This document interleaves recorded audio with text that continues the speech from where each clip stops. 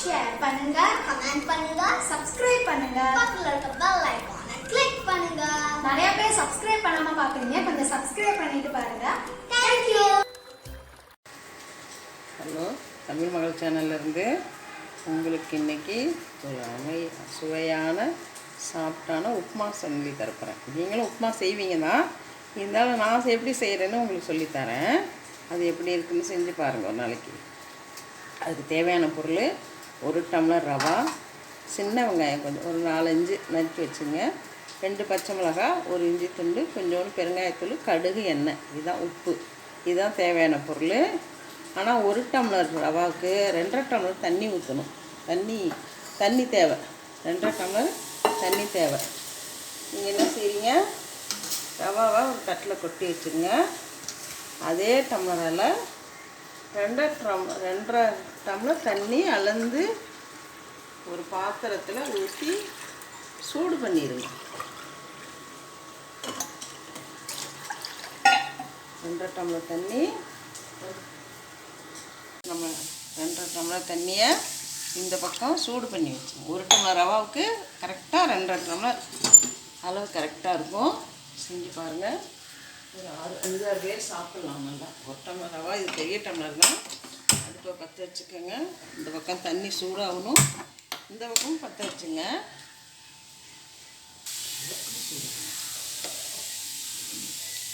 ஒரு 2 ஸ்பூன் அடுப்பு பற்ற வச்சுங்க. ஒரு 2 ஸ்பூன் எண்ணெய் ஊற்றிக்கோங்க. கம்மி தான், அந்த பாருங்க, இந்த எண்ணெய் தான். கொஞ்சம் எண்ணெய் ஊற்றிக்கங்க. அடுப்பு பற்ற வச்சுங்க. கடுகு போடுங்க. எண்ணெய் காஞ்சோன்னே கடுகு போடுங்க. கடுகு பொரிஞ்சோன்னே வெங்காயம், பச்சை மிளகாய், இஞ்சி 3யும் போட்டுங்க. சிம்மில் வச்சு வதக்குங்க. தீ வைக்காதீங்க, சிம்மில் வச்சு அந்த வெங்காயம் நல்லா பொன்னிறமாக வரணும். அப்போதான் உப்புமா நல்லாயிருக்கும். பொன்னிறமானா அரை பதம் வரணும். தண்ணி இந்த பக்கம் கொதிக்கிறப்போ இதிலே உப்பு போட்டுங்க. கொஞ்சம் உப்பு போட்டு வெங்காயம், கடுகு, இதெல்லாம் கடுகு பொரிஞ்சிச்சு, வெங்காயம் போட்டேன், பச்சை மிளகாய் போட்டுருக்கேன், உப்பு போட்டு. இப்போ 1 டம்ளர் ரவாக்கு இவ்வளோன்னு உப்பு போடுங்க. போதும், ரொம்ப போடாதீங்க. உப்பு போட்டு அந்த இது வெங்காயத்தை வதக்குங்க. வெங்காயம் வதக்குங்க.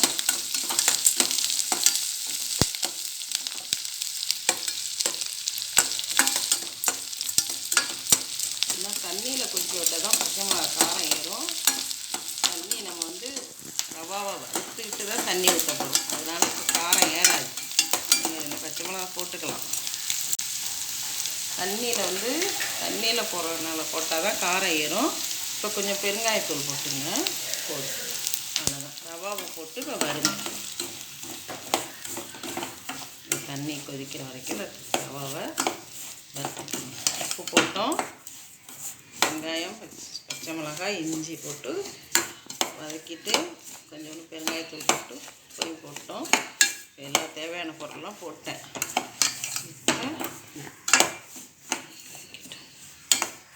தண்ணி பக்கத்தில் சூடு பண்ணிக்கிட்டு இருக்கேன். தண்ணி கொதிக்கணும். கொதித்த பிறகு இந்த ரவாவை சிம்மில் வச்சு சற்று நேரம் வறுத்துக்கிட்டுருங்க. வறுத்திங்கன்னா இந்த வாசல் வரும், அந்த ரவா வாசம், அந்த உப்புமா வாசமே வந்துடும் வறுக்கக்குள்ளேயே. அந்த வாசம் வந்தோடனே தண்ணி எடுத்து இதில் ஊற்றிடுங்க. வெங்காயத்தை கருக விட்டுறாதீங்க. அரை பதத்திலே எடுத்துருங்க. அரை பதத்திலே ரவாவை கொட்டிடுங்க. அரை பதம் வேகும்ல, அந்த தெரியும் உங்களுக்கு. அந்த பதத்தில் போட்டிங்கன்னா ரொம்ப சுவையாக சாஃப்டாக இருக்கும். ரொம்ப நல்லாயிருக்கும். ரவாவை கொஞ்சம் வாசமாக வருங்க. வறுத்தா தான் நல்லாயிருக்கும். ரவா வறுத்தா தான் சூப்பராக இருக்கும். தண்ணி அந்த பக்கம் கொதிச்சுக்கிட்டு இருக்கட்டும். நல்லா கொதி வரட்டும். தண்ணி கொதி வந்தோடனே எடுத்து ஊற்றுவோம். அதில் நீங்கள் சில பேர் கொதிக்க வச்சு கொதிக்க விட்டு ரவா கொட்டுவோம், வறுத்துட்டு தான் கொட்டுவோம். ஆனால் இந்த மாதிரி செஞ்சு பாருங்கள், இது ரொம்ப நல்லாயிருக்கும்.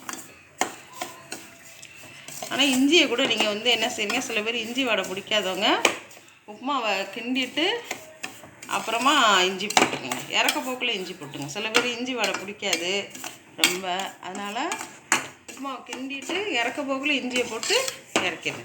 கிண்டி அந்த மாதிரியும் செய்யலாம், இந்த மாதிரியும் செய்யலாம்.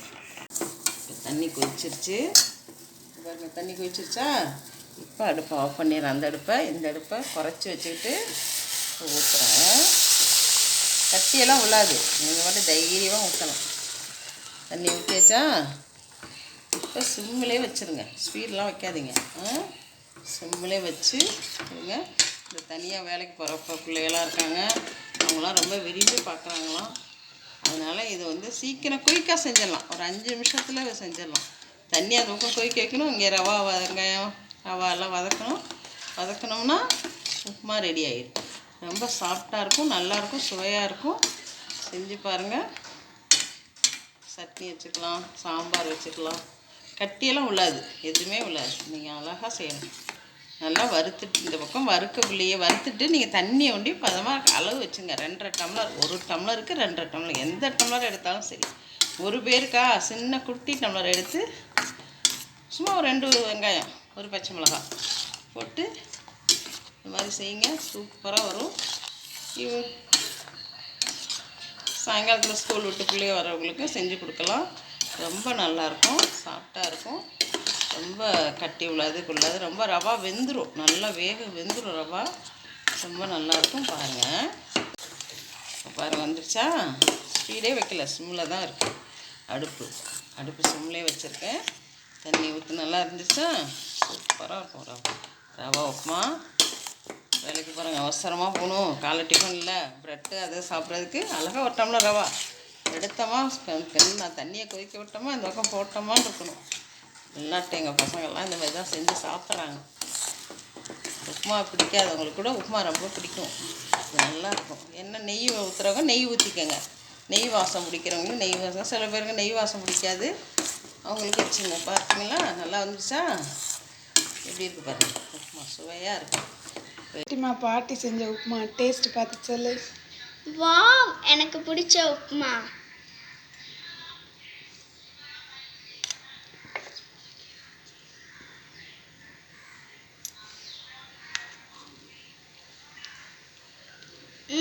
சூப்பராக இருக்கு. இது எனக்கு ரொம்ப ரொம்ப பிடிச்ச டிஷ்.